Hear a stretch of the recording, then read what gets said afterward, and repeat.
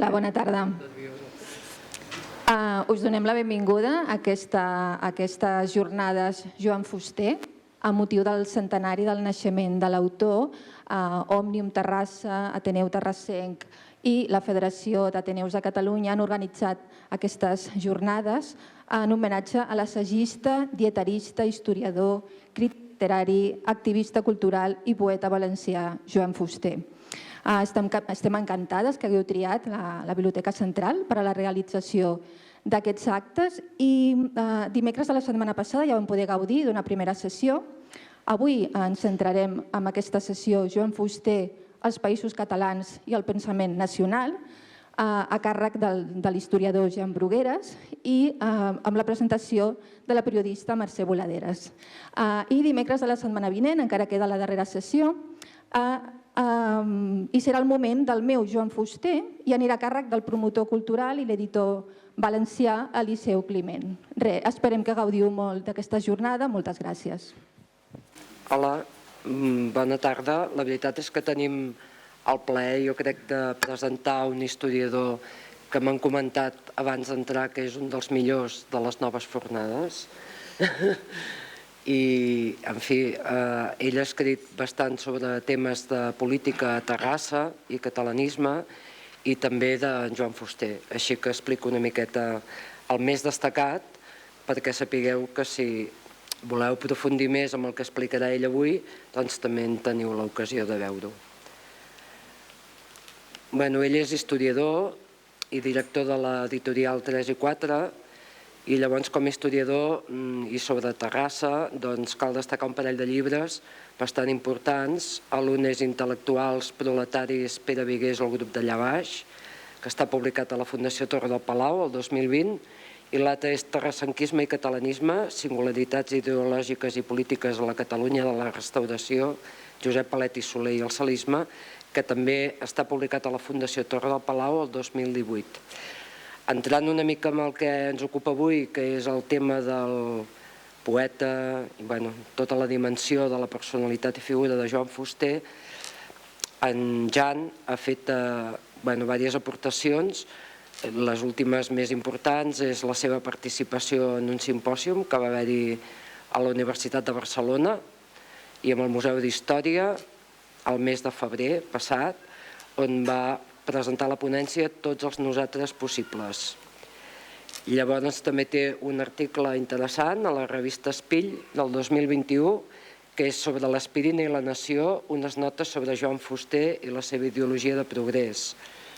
I després també té un article en el Temps sobre la política i Fuster, publicat al novembre del 21. Cal dir que amb la feina d'editor, que suposo que deu ser tan complicada com apassionant, o almenys a mi m'ho sembla des del punt de vista periodístic, és director de l'editorial 3 i 4, que pels que ho sabeu o pels que no hi estigueu avasats, és una editorial que es va fundar l'any 68 a València per l'Eliseu Climent i la Rosa Raga, i que una de les persones que també va dirigir aquesta editorial i que hi va tenir una implicació molt directa va ser en Joan Fuster. I llavors aquesta editorial, des del seu començament, ha intentat recollir sempre el plantejament intel·lectual i polític del senyor Fuster que havia proposat, i és a dir, una mica tot el tema del català al País Valencià i recuperar una mica tota aquesta idea o projecte del català en els països catalans. I Fuster també hi va publicar-hi, en aquesta editorial, molts llibres, El blau en la senyera, Ara o mai, Dausi Esmar, Punts i meditació, coses sobre els valencians i tot el seu pensament. I, de fet, jo hi vaig trobar un llibre per casa, que feia molt de temps que teníem, penso que és de l'any 70, que és el poemari escrit per al silenci, que també és del 3 i 4, i em va fer també il·lusió veure que estava publicat amb aquesta editorial amb una edició pràcticament molt artesana i que són els poemes d'amor i gairebé eròtics que després el Lluís Llach ha musicalitzat. En fi, doncs us deixo amb ell, que és el protagonista, i a veure què explica.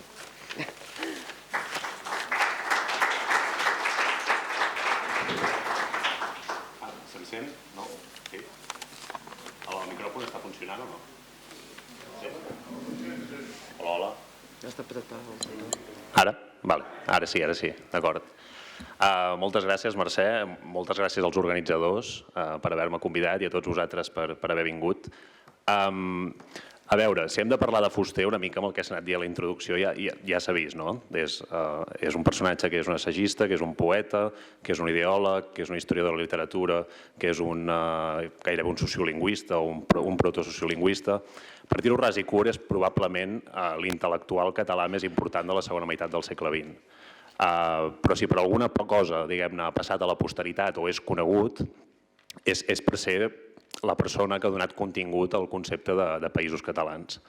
L'altre dia amb en Vicent Alonso ja veu veure més tota la vessant literària, tot aquest Fuster que bevent de Montaigne desenvolupa tot un assagisme literari, tota una literatura d'idees que d'alguna manera també la fa servir a l'hora d'escriure sobre nació. Quan Fuster escriu sobre nació també ho fa de la mateixa manera que s'assaja sobre qualsevol altre tema de la vida quotidiana, és a dir, amb aquest tipus d'escriptura que el que fa és no voler, diguem-ne, arribar a una conclusió definitiva, sinó anar, diguem-ne, reflexionant gairebé com si fos un diàleg en si mateix. L'escriptura primer fa una afirmació i després la matisa. Primer aporta un altre argument i de cop torna a matisar-lo una mica. Doncs això també ho trobem en la seva escriptura nacional. Però per entendre bé aquest tipus d'escriptura val la pena començar veient una mica quin era el context en el qual Fuster va començar a escriure's i en quin panorama intel·lectual s'inseria en un primer moment. Hem de pensar que el valencianisme de postguerra era un valencianisme que havia quedat molt restringit a uns petits nuclis, l'ambient cultural valencià havia quedat absolutament devastat i als anys 40 pràcticament només hi havia 2 grupuscles a València que feien això que podríem dir-ne valencianisme, que era un valencianisme bàsicament cultural i fins a un cert punt folclòric. Eren 2 grups que, a més, estaven enfrontats enormement entre ells, és el que acostuma a passar en aquests ambients més petits i diguem-ne, que s'acaben com resclosint. I Fuster, diguéssim, comença en un d'aquests. Comença en un d'aquests grups, que és el grup Torre, que bàsicament l'únic que fan és poesia. Escriuen poemes, els llegeixen entre ells, els publiquen gairebé semiclandestinament, però fins i tot, com que són tan poc perillosos, el règim finalment els acaba permetent fer aquest seguit de coses sense cap problema. El cas és que dins d'aquest ambient Fuster es comença a polititzar, a través de l'ús literari de la llengua es comença a polititzar i sobretot a través de la lectura comença a rebre, diguem-ne, altres elements que el fan anar més enllà de la poesia. De fet, si haguéssim de fer cronològicament una evolució de Fuster en tant que escriptor, Fuster en primer lloc és un poeta que després intenta ser novel·lista, però que fracassa, perquè Fuster al final no va publicar cap novel·la. Això ho sabem perquè ell a la correspondència sí que en parla amb molta gent, que de fet la correspondència de Fuster és una d'aquelles obres magnes que ell va deixar perquè ell a casa seva va anar conservant cartes amb tothom qui es cartejava i se n'han conservat unes 20.000 i gràcies a això podem anar resseguint moltes d'aquestes coses. De fet, a 3 i 4, i perdoneu que faci falca publicitària, però anem publicant la correspondència de Fuster i n'hem publicat 17 volums fins ara. El problema nostre és que encara no hem arribat ni a la meitat. El cas és que gràcies a això sabem que ell va intentar ser novel·lista a finals dels 40, principis dels 50, però sigui pel que sigui no ho va aconseguir. No va arribar, diguem-ne, a les quotes de nivell que ell s'havia fixat, no va complir les seves pròpies expectatives. I finalment va acabar sent assagista. Això ja és el que us explicava el Vicent Alonso, el tipus d'assagisme que va fer, i a través de l'assagisme i a través dels contactes que gràcies al món de la cultura va establint és quan comença a qüestionar-se moltes coses de la qüestió nacional, cosa que d'altra banda era inevitable tenint en compte què suposava escriure en català a València als anys 40 o principis dels 50. De fet, el seu primer article, diguem-ne, pròpiament sobre qüestió nacional, l'escriu l'any 50 a una revista, L'Exili Mexicà. L'exili mexicà amb Fuster és molt important. Ell mai va ser a l'exili. Ell va néixer a Sueca l'any 22, de fet era una persona força sedentària, gairebé no es movia de casa, sobretot quan es va fent més gran, però gràcies a aquestes ànsies d'establir lligams culturals, l'any 50 envia una carta a Mèxic. I aquesta carta és resposta. I a partir de llavors, sobretot amb un personatge que serà molt important en Fuster, que és Vicent Riera Llorca, es comença a cartejar fortament i a fer intercanvis de publicacions.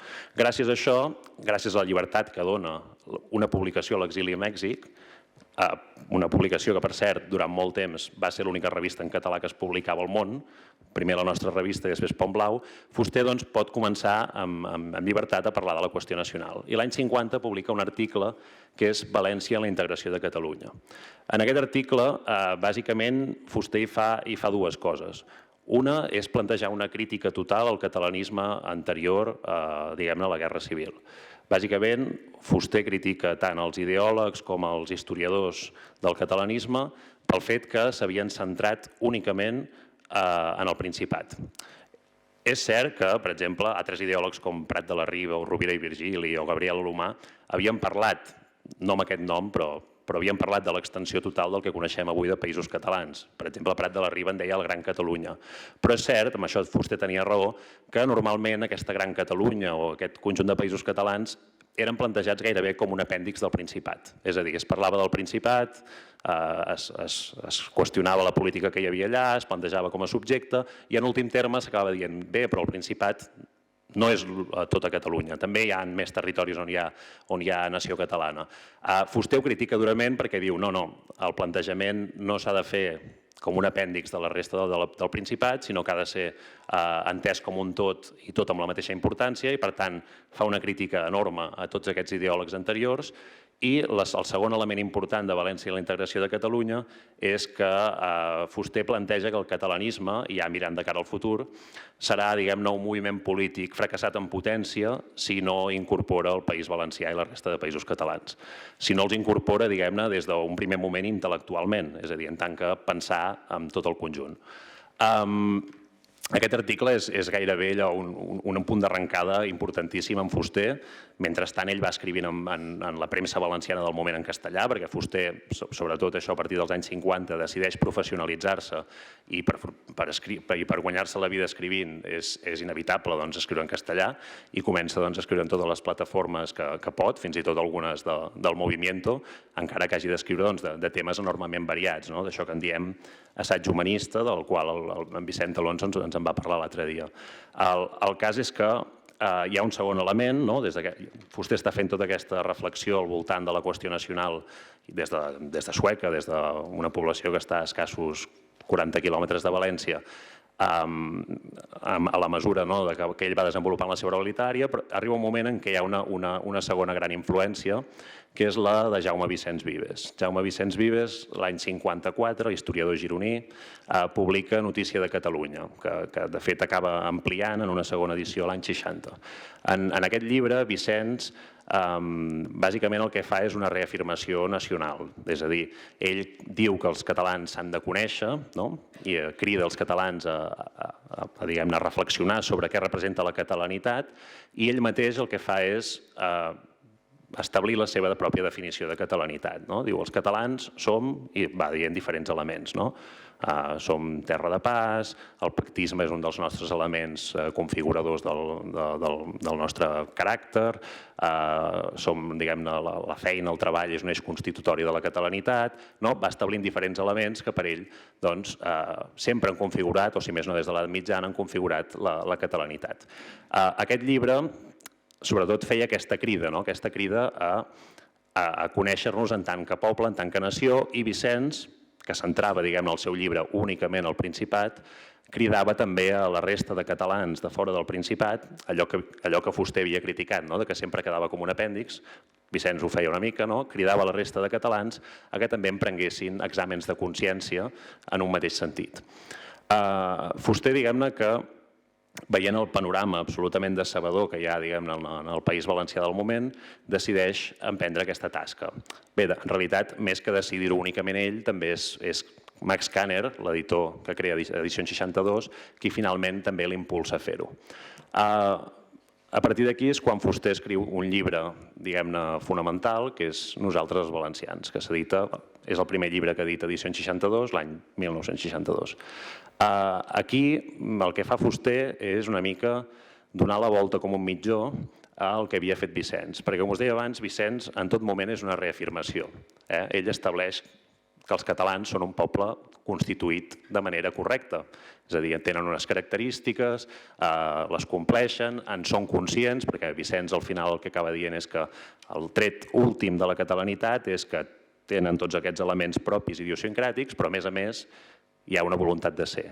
Els catalans veuen aquests trets propis, s'hi reconeixen i s'hi reconeixen en tant que poble i col·lectiu diferenciat. Per tant, hi ha un èxit en tant que constitució de la catalanitat. En tot cas, Vicenç assenyala problemes més d'índole política, l'encaix de Catalunya dins Espanya, el problema, diguem-ne, de no tenir una classe dirigent que condueixi la catalanitat fins a unes quotes de normalitat política, etc. Però, com a poble, estan constituïts. Com us deia, per això, Fuster li dona la volta, perquè Fuster, a l'encarar, diguem-ne, la realitat valenciana, el que acaba veient d'alguna manera, o el que ell llegeix d'alguna manera d'aquesta realitat, és exactament el contrari. Fuster en la realitat valenciana hi veu una anomalia, hi veu un poble frustrat, un poble pràcticament fracassat. Segons Fuster, els valencians no són ni carn ni peix. Això vol dir, els valencians no han configurat un nacionalisme propi de masses, com sí que havia passat a Catalunya a finals del XIX i principis del XX, per tant no hi ha aquesta consciència, autoconsciència pròpia de poble, però al mateix temps que això no ho han aconseguit fer, i que, diguem-ne, tenen una consciència més aviat propera a l'estatal castellano-espanyola, tot i no haver constituït aquesta consciència, al mateix temps encara conserven la llengua, que per Fuster és l'element central de la identitat valenciana i per extensió catalana. I per tant, diu, no som un poble constituït correctament, però tampoc hem quedat encara absorbits. Ens hem quedat entremig, per dir-ho d'alguna manera. Aquesta és l'anomalia que llegeix Fuster de la realitat valenciana. I, de fet, nosaltres els valencians és un assaig fenomenal i potentíssim, fet bàsicament per intentar escatir el perquè d'aquesta anomalia. I a partir d'aquí, Fuster toca molts elements que per ell són anòmals.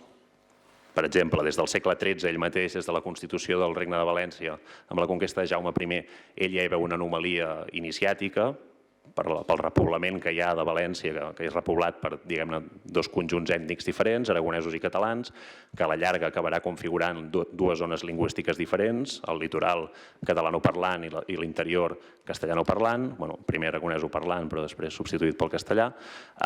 Això, diguem-ne, és una primera dualitat, una primera anomalia constitutiva. Més endavant, al segle XVI, de la castellanització de les classes altes després de les germanies i amb l'establiment de la cort de Germana de Foix, que era la segona dona de Ferran el Catòlic, però el cas és que ell va, diguem-ne, d'alguna manera descapdallant tots aquests elements que poden ser subjectes d'haver creat o d'haver potenciat l'anomalia valenciana, però acaba situant el punt decisiu al segle XIX. Fuster, diguem-ne, que llegeix molt bé, sap veure molt bé que al segle XVIII, de la mateixa manera que a Catalunya, al País Valencià hi havia hagut un creixement econòmic i agrari molt gran.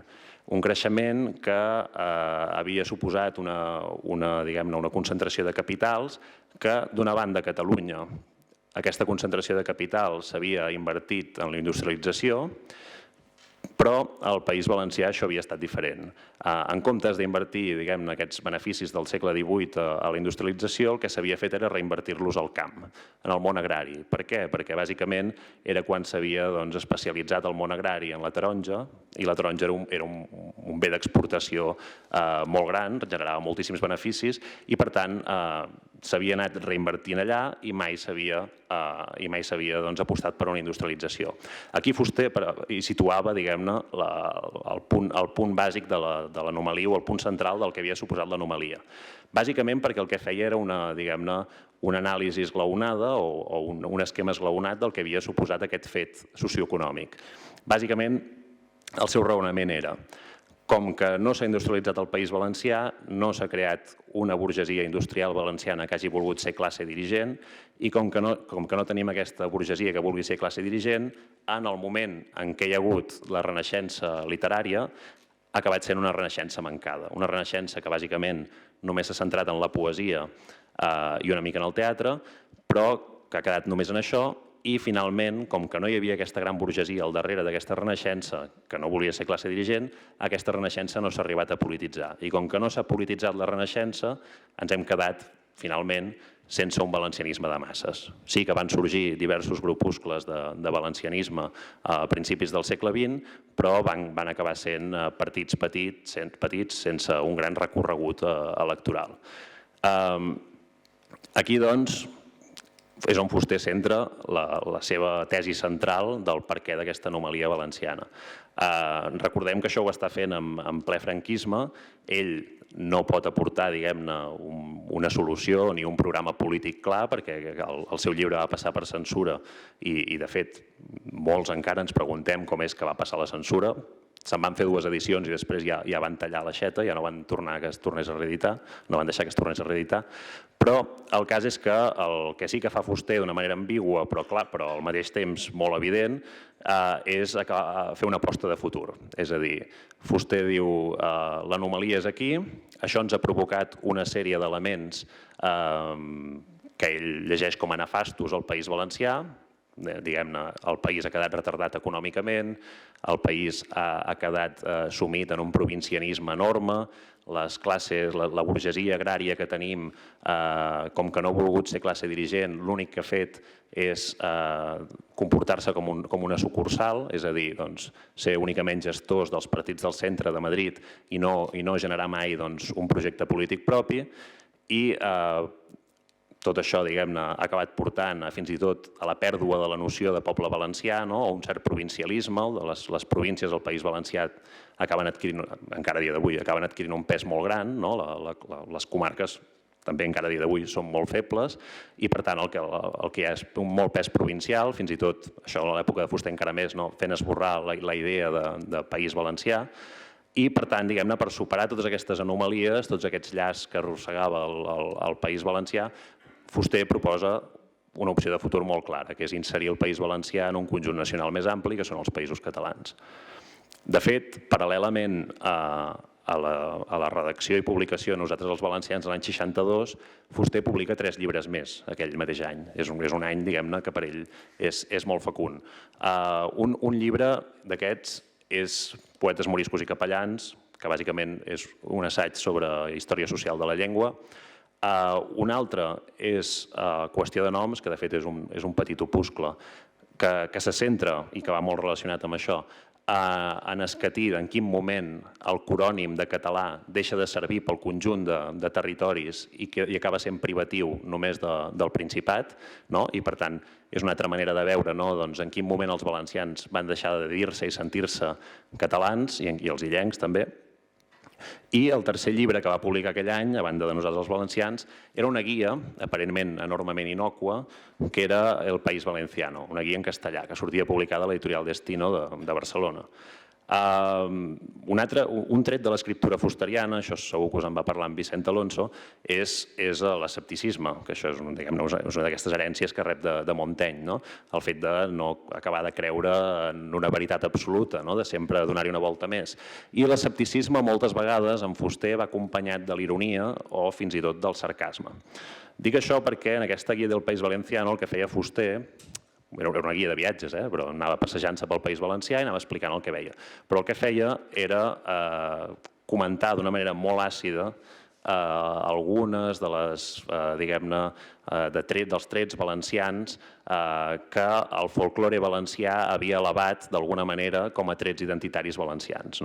Perquè si seguim una mica tot el que ha anat dient i que Fuster diguem-ne recollia, al final el fet que no hi hagués aquest valencianisme de masses a principis del XX el que havia ocasionat és que la identitat valenciana bàsicament fos una identitat regional depenent de la identitat nacional espanyola, en la qual la valencianitat era entesa únicament com això, com un fet folclòric. És a dir, ser valencià és les falles, és la barraca, és la paella, són 4 coses d'aquestes. No és una identitat nacional, és una cosa d'estar per casa, com aquell qui diu. I, per tant, Fuster el que feia en aquesta guia era atacar tots aquests elements. Se'n fotia dels menjars, se'n fotia de les tradicions, etc. Això és important, ara sembla que m'hagi desviat, però això és important per la recepció de Nosaltres els valencians. Perquè Nosaltres els valencians, en un primer moment, no té una recepció, diguem-ne, en el gran públic gaire gran. Bàsicament, per què? Perquè les publicacions importants del País Valencià estan controlades pel món del franquisme i aquesta gent no té cap ganes d'entrar a discutir les tesis de nosaltres els valencians. És més, nosaltres els valencians ataca la burgesia valenciana i, per tant, aquesta gent no vol ni parlar-ne. Fuster ràpidament es converteix en el dimoni a batre per tot aquest col·lectiu. En canvi, el que sí que fan i aprofiten és la guia del País Valenciano per atacar-lo. Per què? Perquè el que fan és tota una campanya, que hi participen gairebé tots els mitjans de comunicació valencians, en la qual el que fan és presentar Fuster com un antivalencià, com el personatge que ataca aquells elements centrals de la identitat valenciana i, per tant, el demonitzen sense entrar a discutir cap de les seves idees, cap dels plantejaments que ell havia fet a nosaltres els valencians, sinó que l'únic que fan és publicar algunes citacions que ell havia fet al País Valenciano, d'aquestes enfotent-se'n de tradicions, etc., i a partir d'aquí plantejar-lo com això, com un dimoni. Aquesta és la primera recepció que hi ha del pensament nacional de Fuster al País Valencià. De fet, acte seguit després d'aquesta campanya, ell perd totes les col·laboracions a la premsa valenciana que tenia fins al moment. La sort parcial que té és que a partir d'aleshores aquesta campanya, encara que sigui negativament, el farà conegut a molts altres llocs. I a partir d'aleshores també se li obriran capçaleres, col·laboracions a Catalunya. De fet, en una carta que Josep Pla li envia a Fuster l'any 63, quan està durant aquesta campanya, Pla el felicita. Fuster i Pla s'havien conegut l'any 59, hi havia hagut una afinitat personal molt gran, i Pla el felicita perquè li diu no, tingui en compte que Cambó va tardar 10 anys a ser odiat per tothom. I el primer pas per construir alguna cosa política passa per ser odiat, perquè és la manera de ser conegut. Podríem plantejar si Pla tenia raó o no, però és veritat que a partir d'aquell moment Fuster és conegut cada vegada més conegut per un gran públic. El cas és que, paral·lelament a tot això, Fuster cada vegada acaba sent un personatge més influent en un cercle molt reduït però important, que és el de la Universitat de València. La Universitat de València en aquell moment era, com a totes les universitats de l'Estat, molt petita. De fet, era un poc més de 2 pisos d'un edifici no gaire gran, que encara hi és a dia d'avui al carrer La Nau de València. I en aquest espai, en les joves generacions que estan entrant en aquell moment a estudiar allà, Fuster sí que, i les idees de Fuster sí que tenen un èxit enorme i van empapant tot aquest col·lectiu. Això és important perquè bona part d'aquesta gent que als anys 60 està entrant a la universitat, quan arriba la transició, molts d'ells seran líders de partits, sindicats, premsa, etc. Per tant, Fuster podríem dir que, d'una banda, no està arribant al gran públic, les seves idees no estan arribant a un gran públic, si el coneixen és per ser odiat, però de l'altra sí que aconsegueix arribar a les minories dirigents. De fet, la transició és el moment en què Fuster arriba a una cota màxima, diguem-ne, no sé si dir de popularitat o més aviat d'estar present en tots els debats públics del moment. D'una banda, perquè la transició és el primer moment en què hi pot haver un debat més o menys serè i en què Fuster pot publicar d'una manera tranquil·la al País Valencià. I de l'altra, perquè el fet que Fuster hagi influït tant tota aquesta generació de gent fa que molts dels partits que van sortint, tot i que la majoria d'ells no incorporin el conjunt de les idees fusterianes, sí que la major part d'ells hi estan influïts per una banda o una altra. Fins i tot partits que després, a posteriori, acabaran girant-li l'esquena. El cas és que el Fuster de la transició també és el Fuster que, d'alguna manera, va més a totes, que escriu els seus textos més punyents, sempre mantenint l'estructura aquesta de pensament nacional que ell havia desenvolupat a nosaltres els valencians. Això no ho canviarà gaire. El que sí que anirà fent al llarg de la transició és anar-se escurant cada vegada més a l'esquerra, això sí, perquè nosaltres els valencians, a priori, és un llibre que tu el llegeixes i no està dirigit a un públic únicament esquerrà, sinó que és un text de redreçament nacional, és a dir, que podia ser tan absorbit per la dreta com per l'esquerra. El que passa és que, a mesura que va avançant la cronologia, Fuster es va trobant en què els que li fan cas, els pocs que li fan cas, són de l'esquerra, normalment, i, en canvi, la dreta, o la dreta majoritària, el que fa, bàsicament, és demonitzar-lo. De fet, ara me'n vaig una mica, però de fet ja sabeu que el conflicte, la transició al País Valencià és duríssim. Hi ha el que s'ha mal anomenat la batalla de València. Dic mal anomenat perquè els que la van viure des del bàndol de Fuster sempre han dit que allò no va ser una batalla, que una batalla hi ha dos bàndols que lluiten i que en canvi allà només n'hi havia uns que pagaven i uns altres que rebien.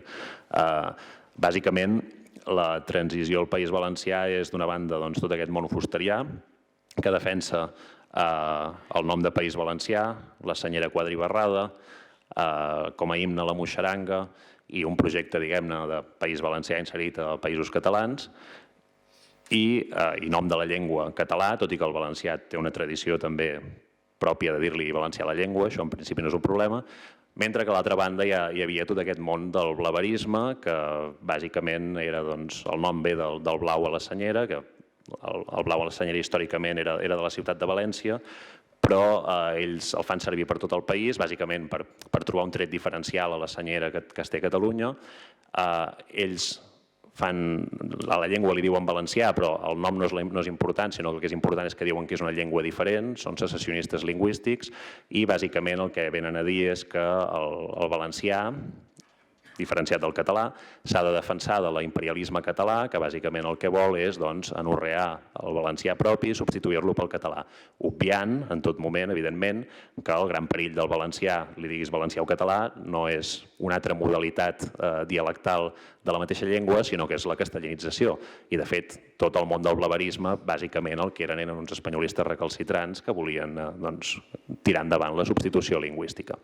Per tant, blau a la senyera, el valencià llengua diferent, de nom, ells defensaven en un primer moment Regne de València, per la qüestió historicista de l'antic Regne de València que havia existit entre el segle XIII i el XVIII, però finalment tot aquest món es va acabar posant d'acord de canviar en comunitat valenciana, que és el que finalment, com sabeu, es va acabar instituint a l'Estatut de Benicàssim del 82 i, per últim, aquest món defensava com a himne l'himne regional, que l'himne regional venia de l'exposició regional de 1909 que s'havia fet a València i que bàsicament el que defensava, el que deia, la seva primera línia era per ofrenar noves glòries a Espanya. És a dir, que tot quedava clar. L'enfrontament entre una posició i l'altra és absolutament desigual, com deia abans, i bàsicament el que acaba succeint és que el blaverisme anorrea al món del fusterianisme. L'anorrea mitjançant la força, tant física al carrer com mediàtica, fins a arribar a un punt, diguem-ne, culminant, que és els atemptats a casa de Fuster. De fet, Fuster va rebre 2 atemptats diferents, el segon dels quals l'any 81, l'11 de setembre del 81, quan ell estava a Casa Fuster de Sueca, no sé si heu estat mai, ara es pot visitar, és una casa museu, però és una casa d'aquestes, diguéssim, de casal, és a dir, que s'enfonsa cap a dins. I ell tenia com un estudi muntat amb la llar de foc, etc., cap endins, i estava allà discutint amb 2 poetes, amb Vicent Salvador i Jaume Pérez Montaner. De cop van sentir un esclat fort, i van sortir a fora a veure què havia passat, i un artefacte havia explotat a la finestra. El cas és que aquest artefacte en realitat era un esquer. Havien posat un primer artefacte que diguem-ne que era només per cridar l'atenció, perquè Fuster sortís, i n'hi havia un de segon preparat per explotar en el moment que ell sortís i, en aquest cas, matar-lo. Van tenir sort perquè un d'ells va veure que sortia fum d'una altra banda on no hi havia hagut l'explosió, allà al costat, els va avisar, van entrar corrents cap a dins i és com va haver-hi l'explosió forta, que és la que estava preparada per matar Fuster. Això ho ha estudiat recentment un periodista que es diu Francesc Bayarri i a banda de veure que no hi va haver cap interès per trobar els responsables perquè mai s'ha trobat a ningú, també va veure que l'atemptat s'havia fet amb goma 2, que en aquell moment només ho tenia l'Exèrcit i la Guàrdia Civil. Per tant, són faves comptades, no? El cas és que, com us deia, Fuster acaba cada vegada més escurat a l'esquerra, acaba, diguem-ne, fent articles en què vincula en molts casos qüestió nacional i marxisme, sobretot a través de la lectura que fa Fuster de Gramsci, l'intel·lectual sard que havia mort a les presons de Mussolini l'any 1937. I sí que és cert, per això, que a partir de que la transició va avançant, cada vegada trobem un Fuster més desencantat. Si a l'inici havia començat publicant articles de combat i pamflets de combat molt interessants, com per exemple el blau a la senyera, que és desmuntant tot aquest símbol que fa servir el blaverisme, o Ara o mai, que és un text fenomenal. És un text que, diguem-ne, encara està totalment vigent, que és sobre la llengua. I, de fet, ja sé que estic encadenant subordinades, però deixeu-me llegir un trosset d'Ara o mai, perquè després torno aquí. Com anem de temps? No sé, ja no controlo. Tant de temps té. Bueno, ara ja acabo. Les preguntes. Ja m'avises.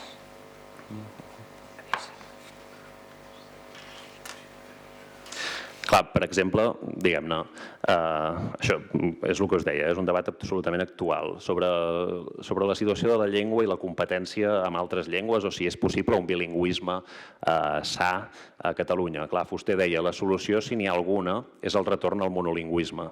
Les propostes oficials de bilingüisme són i sempre seran una trampa parada contra el català.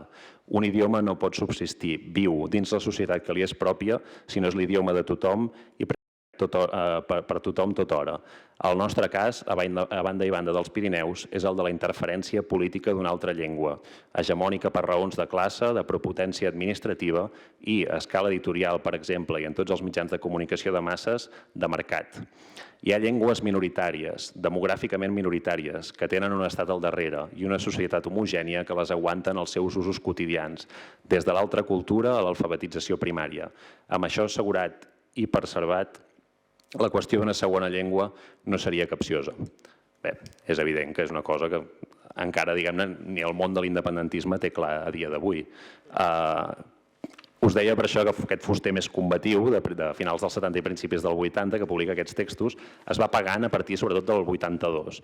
Probablement l'atemptat hi té molt a veure i això, en tot cas, l'Eliseu ja us en parlarà la setmana que ve, perquè és una de les persones que va viure de prop la transformació que va suposar aquest atemptat contra Fuster, però també el desenllaç de l'any 82 de l'Estatut que us deia abans de Benicàssim, que d'alguna manera el que fa és institucionalitzar tot aquest paquet simbòlic del blaverisme i fer-lo oficial de la nova autonomia, és un altre dels elements importants per entendre el procés que Fuster seguirà a partir d'això, del 82, 83, 84, que serà cada vegada anar-se tancant més a casa, anar restringint més les visites i, sobretot, cada vegada anar escrivint menys.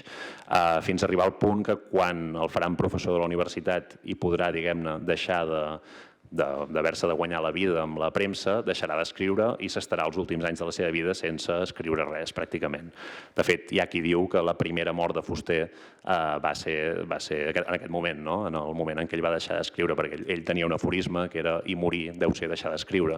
Per tant, la primera mort de Fuster és això, l'any 85-86, quan ja definitivament ja no escriu res més.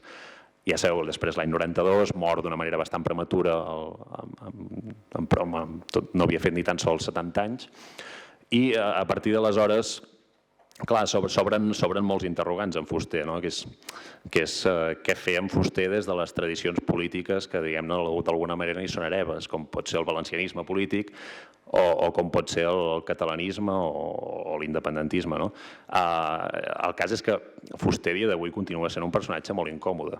El món, sobretot al País Valencià, on, diguem-ne, hi ha una centralitat política molt gran, perquè al final, encara que sigui per negar-lo, Fuster sempre hi és present al País Valencià. Encara que sigui per dir que s'equivocava amb tot, sempre hi és present en tots els debats polítics que hi ha. El cas és que, malauradament, i em sembla que amb això hi estarem tots d'acord, la qüestió política dels països catalans ha estat abandonat per gairebé totes les forces majoritàries, fins i tot aquelles que fan servir el nom de països catalans de manera recurrent. No ha deixat de ser una mica el que Fuster es queixava en aquell article l'any 50 de València i la integració de Catalunya, que ara, quan es fa servir països catalans, no deixa de ser un apèndix. Al fons parlem de Catalunya i d'algunes coses més, però sempre més com un eslògan que no pas com una política pensada per funcionar a tots els països catalans. El cas és que si per alguna cosa serveixen els centenaris, com aquest de Fuster, és per una banda sí, per tornar a publicar llibres seus, per posar-los a l'abast, per fer jornades acadèmiques, però jo crec que sobretot pel que hauria de servir o pel que també hauria de servir és per agafar el fil de les seves reflexions i seguir-hi donant voltes, no? Perquè, com us deia a l'inici i com us va comentar en Vicent Alonso la setmana passada, sobretot Fuster en tot moment és una incitació a pensar, és a dir, ell no dona en cap moment cap reflexió per acabada, no? Aquesta és una de les bases del seu assagisme, sinó que en tot moment és això, una porta oberta a continuar pensant, a continuar reflexionant, a generar nous dubtes, nous interrogants, en definitiva, a no parar de pensar. I això seria tot, i si voleu ara fem preguntes o el que vulgueu. Gràcies.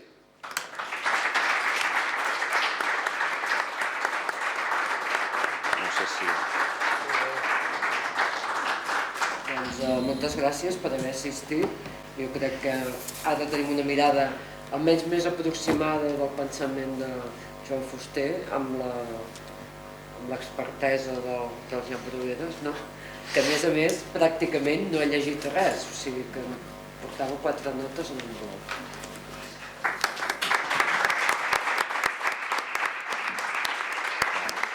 Ja ho tenim.